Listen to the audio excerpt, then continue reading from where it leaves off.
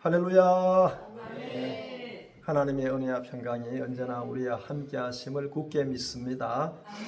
이 시간도 제가 민수기 6장 24절 이하의 제사장의 축복을 선포합니다. 여호와는 내게 복을 주시고 너를 지키시기를 원하며 여호와는 그 얼굴을 내게 비추사 은혜 베푸시기를 원하며 여호와는 그 얼굴을 내게로 향하여 드사 평강 주시기를 원하노라. 아멘. 늘 우리 개인 각자마다 그리고 가정에 또 일터에 만나는 사람마다 늘 하나님의 그 축복, 제사장의 축복이 충만하게 임하시기를 간절히 기도하겠습니다. 아멘. 자, 오늘은 이제 우리가 종려주일이라고 하죠. 종려주일은 이제 우리 마태복음 21장에는 그 종려나무 가지라는 얘기 없어요. 마태복음 21장 그리고 마가복음 11장과 누가복음 19장에 다 그렇게 나오는데 요한복음 12장에 가서 이제 무리들이 많은 군중들이 종려 가지를 꺾어서 흔들면서 호산나 호산나 이렇게 소리를 질렀습니다. 그걸 이제 우리가 그걸 가지고 이제 종려주일이라 이렇게 붙여놨죠. 자, 오늘 이제 예수님께서 이제 예루살렘 성으로 들어가시는 거죠. 그러니까 이제 요한복음에만은 3번 나옵니다. 3번. 요한복음 다른 복음서에는 없고 요한복음만 이제 예루살렘 이제 나사렛에서 오시는 이 과정을 잘 보면은 3번 정도 나와요. 유월절 지키시러 오시고. 그 요거를 이제 우리가 예수님의 3년 공생이다 이렇게 합니다. 요한복음을 근거로 해서. 그래서 이제 마태복음에 오늘 나오는 이 본문의 말씀은 예수님께서 이제 예루살렘으로 들어가시잖아요. 그리고 이제 그 잘 계산하면 이제 이게 이제 연관이 어디에 되어 있냐면은 이제 출애굽기 12장에 되어 있습니다. 출애굽기 12장에 이달로 해의 첫 해로 삼아라 이렇게 말씀하시고요. 말씀하시고 난 다음에 이제 예수님께서 이제 그 이달 첫 해가 이달 열흘에 양 한 마리를 취해라. 양을 취해 가지고 이제 14일까지 간직하라고 이렇게 돼 있어요. 근데 이걸 잘 계산하면 이제 그게 이제 14일 날에 이제 양을 잡거든요. 해질 무렵에 양을 잡아요. 그래서 예수님께서 금요일에 십자가에서 죽으시는 겁니다.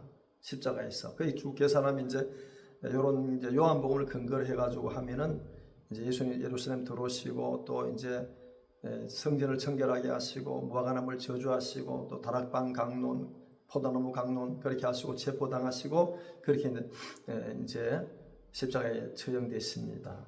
근데 오늘 이제 예수님께서 예루살렘 들어가시는 장면이 나오는 거죠. 근데 이게 이제 왜 들어가시는가를 알아야 되죠, 우리가. 예수님께서 예루살렘으로 올라가신다. 예루살렘이 수도니까 이제 올라가신다는 것은 그 도시를 향해서 수도를 그렇다면 우리가 이제 지방에서 이제 올라오는 건 당연히 올라오는 거죠. 그래서 저 위에 윗지방, 서울의 윗지방이 있잖아요. 경기도 위에 북부 지방에도 서울 간다 그러면 서울로 내려간단 말 안 하잖아요. 내려가지만은 지형적으로는 지리적으로 서울에 올라간다 이렇게 말합니다. 그래서 이제 성경에도 그렇게 기록해 놓았죠. 예루살렘으로 올라가신다, 들어가신다. 그런데 성경 읽을 때 우리가 아는 내용이지만 다시 한번 우리가 상고해야 됩니다. 묵상해야 되죠. 왜 예루살렘으로 올라가시는가? 왜 예루살렘 들어가시는가? 요거는 이제 근거가 이제 성경에 나와 있잖아요. 성경에 나오는데 예수님께서 예루살렘에 올라가시는 그 이제 목적이 있습니다. 목적.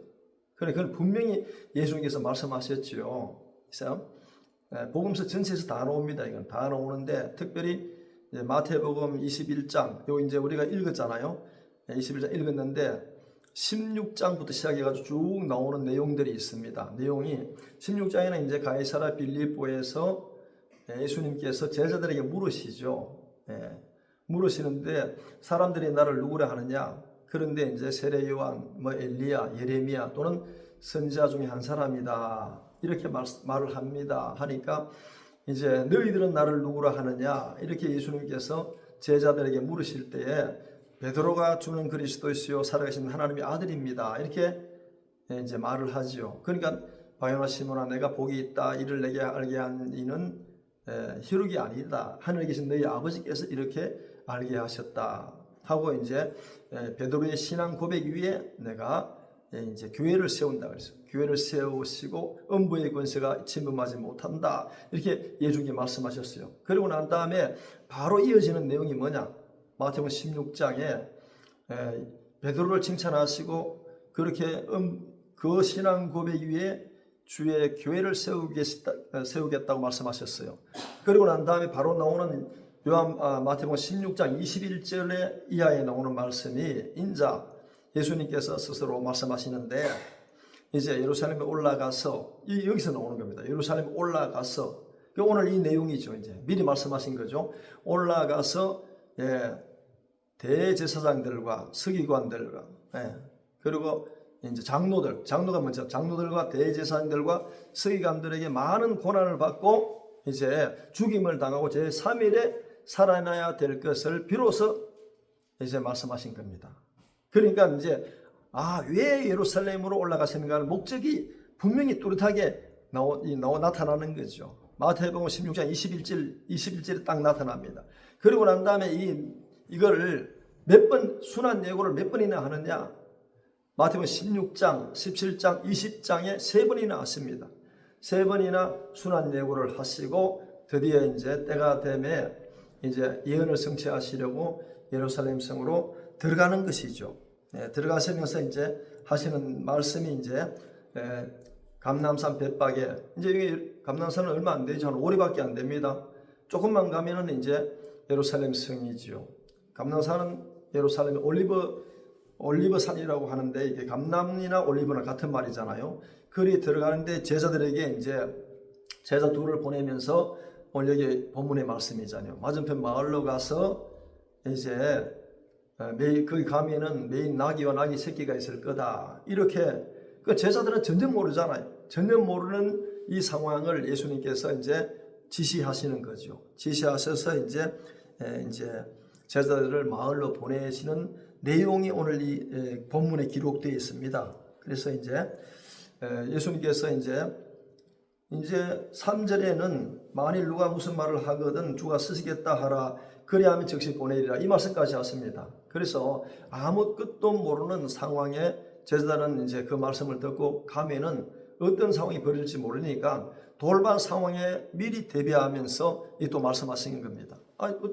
자기가 이제 그냥 나귀 같은 거나 뭐 말이나 이런 걸 끌고 가면은 절도죄가 되잖아요. 그러니까 만약에 왜 끌고 가느냐 이렇게 물으면은 주가 쓰시겠다 하라 그리하면 보내리라 이렇게 이제 예수님 말씀하시죠. 근데 실제로 지금 우리 읽은 본문에는 나와 있지 않지만은 마가복음 11장 마가복음 5장이죠. 11장과 누가복음 19장에는 실제로 왜 가져갑니까? 이렇게 물어봅니다. 물어보는 내용이 나와요. 나오니까 이제 주가 쓰시겠다 하라 이렇게 말씀하시다니까 그럼 끌고 가라 이런 내용이 이제 나옵니다. 그래서 이제 이 내용이 뭐냐면 선지자 스가랴의 그러한 예언을 성취하시는 예수 그리스도입니다. 뭐든지 그러니까 성경에 기록된 모든 구약 성경에 기록된 모든 기록은 누구에 대해서 기록됐느냐? 예수님에 대해서 기록된 겁니다. 요한복음 5장 39절에 예수님께서 말씀하시잖아요. 너희가 성경에서 영생을 얻는 줄 알고 성경을 연구하고 성경을 상고하거니와 이 성경이 내게 대하여 기록된 것이다. 이렇게 말씀하잖아요. 그러니까 스가랴 선지자는 뭐냐 하면은 누구냐 하면은 구약 성경 뒤에 가면은 학개가 있고 스가랴가 있어요. 학개, 스바냐 그리고 이제 스바냐도 나오고 스가랴도 나오고 있는 이 스가랴가 누구냐 하면은 이제 포로로 끌려갔다가 고레스 청령으로 해가지고 BC 538년에 예루살렘으로 돌아옵니다. 스룹바벨과 예수아가 제1차로 돌아옵니다. 돌아와서 제일 먼저 하는 일이 뭐냐? 예루살렘 성전을 재건하는 겁니다. 재건하는데 거기에 막 사마리아 사람들이 막 방해를 해가지고 성전이 중단되는 겁니다. 16년 동안 중단이 돼요. 이럴 때 이제 하나님의 음성이 들려옵니다. 성경에는 다리오 왕 2년 8월에 하나님의 음성이 들려온다. 스가랴서에 기록된 겁니다. 그래서 이제 너가 일어나서 성전 재건을 독려해라 이런 음성이 들려오죠. 그래서 이제 스가랴 선지자가 이제 하나님의 음성을 듣고 이제 중단되었던 그러한 이제 예루살렘 성을 중건 재건하는데 힘을 보태서 이 성전이 완공하게 됩니다. 그럼 이때가 언제냐면은 한 이제 BC 520년 정도 되죠. 그런데 하나님의 음성을 이제 듣고 기록한 내용이 여러 가지지만 스가랴서 전체지만은 거기에 나오는 스가랴서 9장 9절에 오늘 읽은 본문의 내용이 나오는 겁니다. 오늘 읽은 본문이 그렇게 나와요. 시온에 따라 크게 기뻐하라. 예루살렘에 따라 즐거워하라. 그러면서 보라 내 왕이 내게 임하나니 그는 공의로우시며 이제 구원을 베풀며 겸손하여 나귀를 탄다. 그리고 나귀의 작은 것 곧 나귀 새끼를 타신다. 이렇게 기록되어 있습니다. 그러니까 500년 예수님 오시기 전에 500년 전에 스가랴 선지자가 예수님께서 나귀를 타시고 그것도 나귀 새끼를 타시고 예루살렘 성으로 들어가신다는 것을 예언하신 겁니다. 그래서 예수님은 그 스가랴 선지자의 예언을 성취시키기도 하고 또 이제 하나님께서 명하신 성부께서 명하신 그리고 이제 구원의 길을 여시기 위해서 예루살렘 성으로 십자가를 지시로 들어가시는 것이 바로 예루살렘 성으로 들어가는 목적입니다. 이것을 우리가 잘 알아야 되죠. 분명히 알아야 됩니다. 그래서 우리는 이제 제자들은 이제 말씀하신 대로 하는 거죠. 제자들은 뭔가 모르지만은 예수님께서 가라고 하니까 가고 또 누가 말하니까 예수님 하신 그대로 하는 겁니다. 그러니까 여기서 우리가 또 무엇을 깨닫게 되느냐? 하나님께서 명하신 것들은 어쨌든 우리가 무조건 순종해야 된다는 것을 잘 가르쳐 주고 있는 겁니다. 아니 마을로 가서 그 나귀가 없으면 어떡합니까? 있는 줄도 모르고 있는 줄 없는 줄도 모르는데 어떻게 갑니까?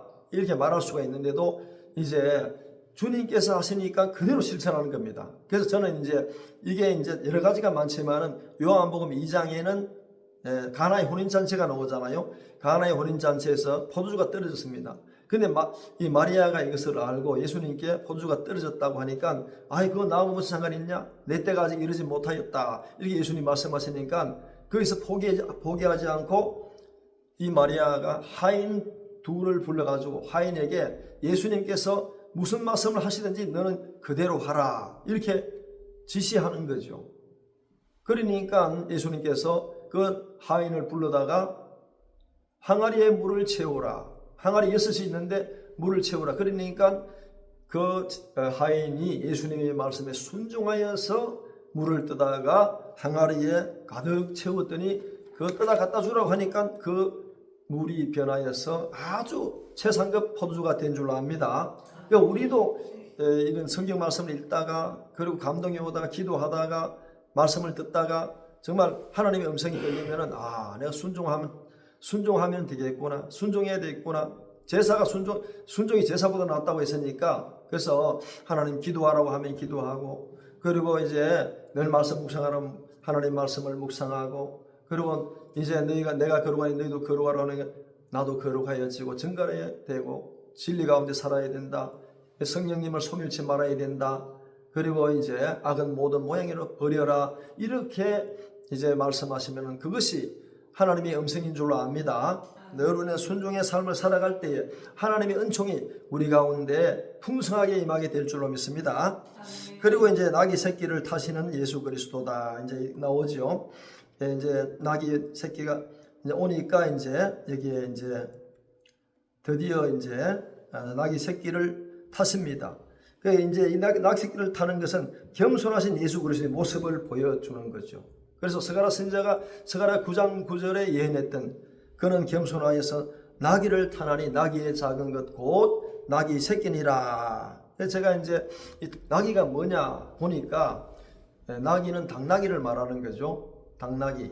그러니까 당자는 빼버렸는데 영어로는 동키 그래요. 동키. 그리고 암컷 수컷인데 수컷은 잭하고 암컷은 제니라 이렇게 부르기도 한답니다. 그런데 이 말은요 다리가 길고 아주 몸집이 큽니다. 몸집이 크고 이 갈기가 있는데 갈기가 아주 부드럽고 길어요. 그런데 색깔도 아주 여러 가지 색깔이 있습니다. 좋은 말이 많잖아요. 그런데 이 당나귀는요, 키가 작아요. 그에 비해서. 말에 비해서 키가 좀 작고, 그리고 갈기도 뻣뻣하고 짧고, 그리고 귀가 길어요. 길고 뾰족하고 그렇습니다. 말에 비유하면은 상당히 좀 왜소하고 말에 비하면 좀 볼품이 없죠. 그래서 예수님의 겸손하심을 다시 한번 이 예루살렘 하시면서 그 모습을 우리에게 보여주시는 줄로 믿습니다. 그래서 이제 예수님은 빌립보 2장 7절 말씀에 그런 내용이 나오잖아요. 오히려 자기를 비어 종의 형체를 가졌다. 그리고 이제 자기를 낮추시고 죽기까지 복종하셨으니 곧 십자가에 죽으심이라. 그러니까 예수님은 십자가 나실 때도 마구간에서 구유에서 태어나셨잖아요.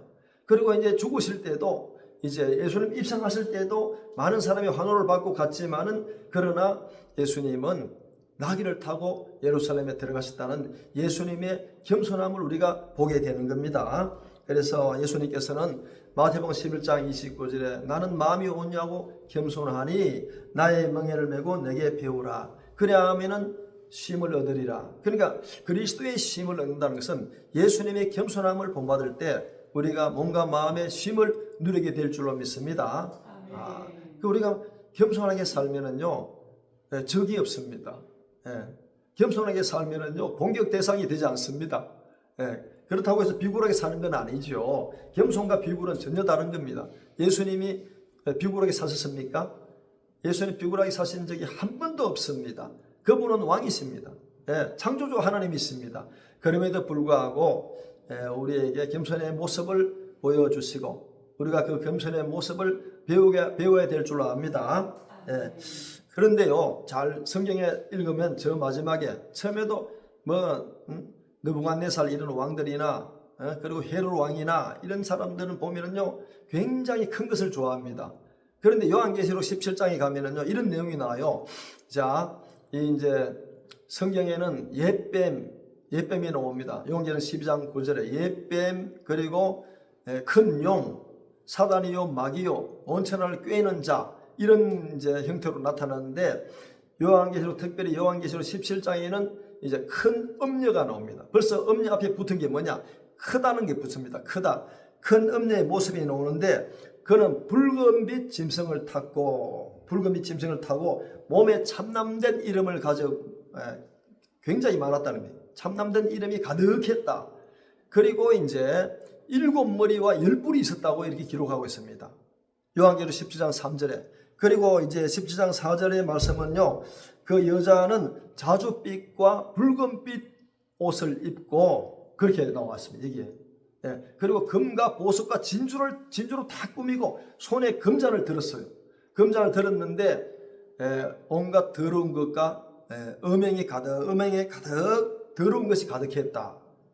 겉보기에는 막 붉은빛 짐승을 타고 붉은빛 옷, 자줏빛 옷을 입고 금과 보석과 진주로 다 꾸미고 했는데 금잔도 가졌는데 그가 실상을 보니까 음행의 더러운 것들이 그 속에 가득했다. 가증한 물건이 가득했다는 겁니다. 우리 예수님은 얼마나 순결하신 분입니까? 그래서 우리는 정말 이런 성경을 통해서 이런 모습을 볼 때에 우리의 모습은 어때야 되겠는가? 우리의 모습은 예수님의 모습을 닮아가야 될 줄 압니다. 그래서 디모데전서 2장 8절 9절에 이런 내용이 나옵니다. 잘 들어보세요. 이 디모데는 목회 서신이거든요. 에베소에 목회를 하는 믿음의 아들 디모데에게 사도 바울이 이렇게 하라고 말씀하고 있는 겁니다. 어떤 내용이냐 하면은 그런 내용이 있어. 그러므로 각처에서 남자들이 분노와 다툼이 없이 거룩한 손을 들어 기도하기를 원한다 그랬어요. 남자들은 어디에 가든지 무엇을 하든지 분노와 다툼이 없이 거룩한 손을 들어서 기도하기를 원한다. 그러면서 또 이와 같이 여자들은 어떻게 됐냐 하면은요, 아담한 옷을 입으면서 그리고 이제 염치와 정절, 염치라는 것은 품이라는 거죠. 정절은 예의라는 겁니다. 염치와 정절로 자기를 단장해라. 그리고 이제 따은 머리로 하지 말며 금이나 진주나 값진 옷으로 하지 말아라. 이렇게 교육하라고 믿음의 그 아버지가 믿음의 아들 디모데에게 명령하는 명령입니다. 그래서 이 하나님의 말씀은 그때나 지금이나 오고 오는 세대에도 그대로 하나님의 말씀임을 믿습니다. 그대로 유효한 줄로 믿습니다. 그래서 우리는 이런 걸 그래서 우리가 나타내는 건 외모로 나타내는 게 아니고 또 세상에서 값진 금이나 은이나 보석으로 단장하는 것이 아니라는 겁니다. 우리는 하나님의 말씀과 기도로 무장하고 예수님의 겸손으로 우리를 무장해야 될 줄 압니다. 이런 것들을 통해서 우리가 예수님을 닮아가는 겁니다. 예수님을 배우는 겁니다. 그리고 이제 낙이 타시고 이제 예루살렘을 향하여 들어가시는 예수님이 있습니다. 자, 이제 여기서 이제 나오는 건 그러니까 이제 예수님 나귀를 끌고 오니까 어떻게 됩니까? 제자들이 나오죠. 먼저 나귀를 끌고 와서 자기들의 겉옷을 자기가 누굽니까? 이때는 이 자기들은 제자 두 사람을 말하는 거죠. 또 옆에 주변에 그런 제자들도 있겠지요. 그래서 이제 자기들의 겉옷을 나귀 등에 얹었다 이렇게 나옵니다. 이 모습을 제가 보니까 제자들은 그 상황에서 자기들이 할 수 있는 것을 다 하는 그런 소박함을 보이게 됩니다. 지금 당장 이제 뭐 하는데 어디 가서 뭐 카페트 깔 수도 없는 거고 지금 같이 그 위에 말 한 장 같이 좋은 안장을 할 수도 없는데 그들이 생각한 것은 예수님이 그냥 태우면 안 되고 타시면 안 되고 내 겉옷을 벗어드려야 되겠다. 자기가 지금 처해 있는 상황에서 맞게끔 이렇게 하는 겁니다. 그래서 자기 겉옷을 나귀 위에 이렇게 등에 얹고 예수님을 타시게 하는 겁니다. 그리고 이제 무리들은 어떻게 합니까? 군중들은 겉옷을 길에 편 겁니다. 예수님이 가시는 길에 지금처럼 이제 양탄자를 깔고 좋은 걸 깔아줄 그런 행편이 전혀 못 되니까 그들은 자기의 겉옷을 길에 이제 깔아드리고 또 나무 가지를 베어서 이제 길에 또 쭉 깔아드립니다. 그러니까 이런 우리가 자기의 겉옷을 벗어서 나귀의 등 위에 이래 얹어서 예수님을 타게 하시고 그리고 무리들은 또 자기의 겉옷을 길에 깔고 나뭇가지를 베어서 길에 이렇게 펴줍니다. 예수님의 예루살렘 입성을 그들이 마음으로 환영하면서 있는 상황에서 정말 최선을 다하는 모습을 보여주는 겁니다. 너무나 소박하고 꾸밈이 없는 아름다운 모습을 우리가 엿볼 수가 있는 겁니다. 우리도 주님 앞에서 큰 거에서 요구하는 주님을 위해서 우리가 헌신하는 것이 아니라 내가 가지는 범위 내에서 상황에서 정말 내 최선을 다해서 소박하게 이렇게 예수님을 잘 섬기면 될 줄로 압니다. 할렐루야. 자, 그래서 이제 이런 걸 보면 제가 성경에 예를 들어볼게요. 마태복음 14장과 여러 가지 다 나오는데 이제 베세다 들녘에 사람들이 모였어요. 한 5천 명이 모였다고 합니다. 성경 기록에. 그런데 먹을 것이 없어요. 먹을 것이 없는데 누가 가진 게 없느냐? 우리가 제자들이 이제 마태복음과 이제 마가복음 6장에는 그렇게 나옵니다. 제자들이 가진 게 떡 5개와 물고기 2마리가 있었어요. 근데 요한복음에는 누가 가졌느냐 하면은 요한복음 6장에는 어린 나이가 가지고 있는 게 있었어요. 자기가 먹으려고 가져왔는지 그래서 보리떡 5개와 물고기 2마리가 있었어요. 그럼 보리떡 5개, 물고기 2마리 얼마 됩니까? 그건 볼품없는 거죠. 한 사람 먹어도 좀 넉넉한 사람, 이제 많이 먹는 사람 부족한데 그걸 예수님께 갖다 드렸습니다. 그러니까 예수님께서 그 오병이어 그러니까 보리떡 5개와 물고기 2마리 축사하시고 나눠주니까 그것이 5천 명의 양식이 되었다는 겁니다. 그러니까요 보잘것없는 겁니다. 아무것도 아닌 거예요. 그럼에도 불구하고 그것을 예수님 앞에 내놓았을 때에 예수님께서는 그것을 5천 명을 먹이게 하신 줄로 믿습니다. 이런 거잖아요. 이런 거. 그 믿음이라는 게 예배 드립시다 합시다 그러면 먼저 부담이 되잖아요. 헌금을 내야 되고 뭘 내야 예수님은 그거 요구하지 않습니다. 주님께서 그거 요구하지 않습니다. 볼까요? 자, 누가복음 21장 가면은요 예수님께서 헌금 넣는 상황을 이렇게 보십니다. 부자도 있고 여러 가지 있지만은 그 중에 한 가난한 홀로 사는 여인이 있었어요. 그 여인은 가진 게 없습니다. 그런데 랩돈이 뭐냐 하면은 그때 로마 시대의 제일 작은 동전 화폐입니다. 이게 가치가 제일 적은 거란 말이에요. 그래, 이걸 랩돈이라는 것은 우리가 말하면 1원, 2원 정도 되잖아요. 우리 이런 짤이 있잖아요. 지금 10원짜리 이런 짤은 없잖아. 자, 본 적이 없는데 10원짜리는 있죠. 그 10원짜리 2개 낸 겁니다. 쉽게 말하면 2개를 헌금함에 넣었는데 예수님 그걸 보신 겁니다. 그 보시고 난 다음에 뭐라고 말씀하셨어요? 이 여인이 가장 많이 헌금을 했다고 칭찬하십니다. 그러니까 지금 예수님께서 예루살렘 성으로 들어가시는데 순종했지요. 나귀를 끌고 왔지요. 끌고 오니까 예수님 타셔야 되는데 뭐 위에 안장이 없습니다. 근데 자기 겉옷을 벗어서 이렇게 안장을 만들어 드립니다. 무리들은 또 자기 겉옷을 펴가지고 길에 깝니다. 나뭇가지를 꺾어가지고 이렇게 길에 깔아서 예수님의 예루살렘 입성을 이제 준비하고 있는 것을 보게 됩니다. 그래서 우리는 예수님께 나아가는 길은 정말 부담을 느끼는 게 아니다. 누구든지 다 내게로 오라고 말씀하잖아요.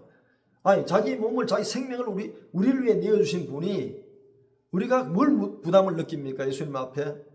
지금도 교회에 나오지 않는 사람들 보면은 교회에 나오면 부담 느낀다고 합니다.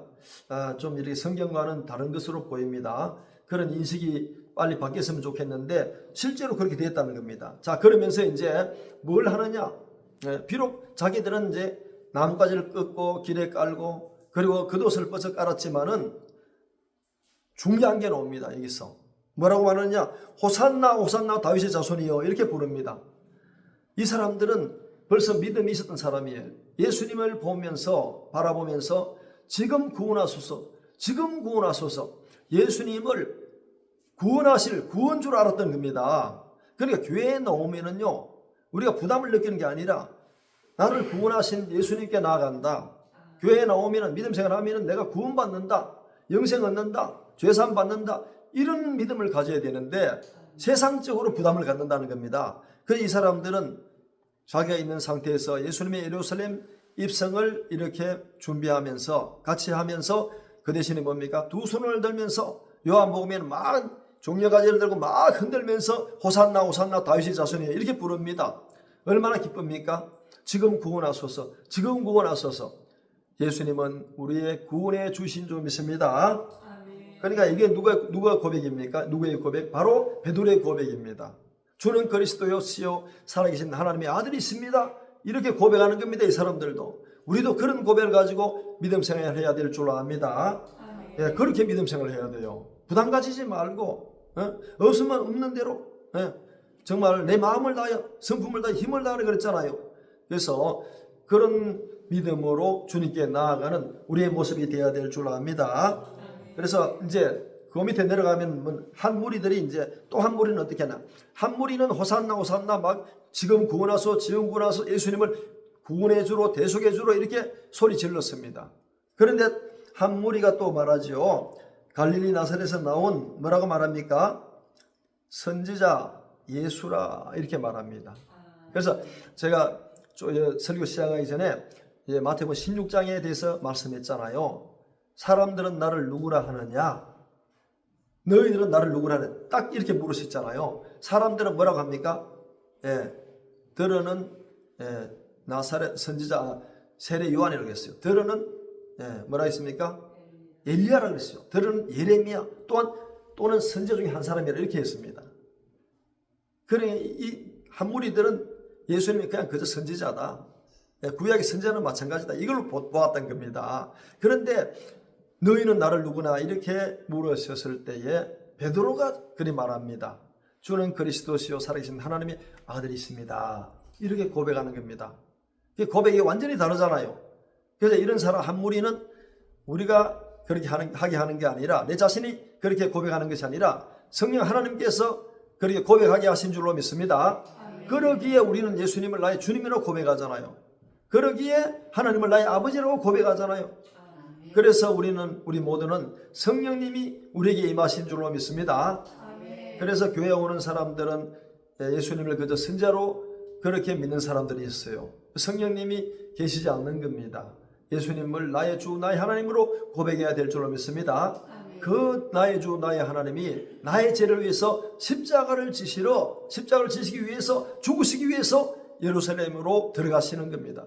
그래서 이제 고난 받으시고 그리고 십자가에 죽으시고 이제 3일 만에 부활하셔서 이제 영원한 생명의 주가 되시는 줄로 믿습니다.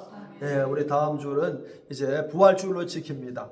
한 주간 동안 우리가 주님의 십자가를 묵상하면서 정말 경건하게 살면서 날마다 하나님의 은총을 기억하고 이 땅의 세상의 소금으로 세상의 빛으로 살아가는 우리 모두가 되길 바랍니다.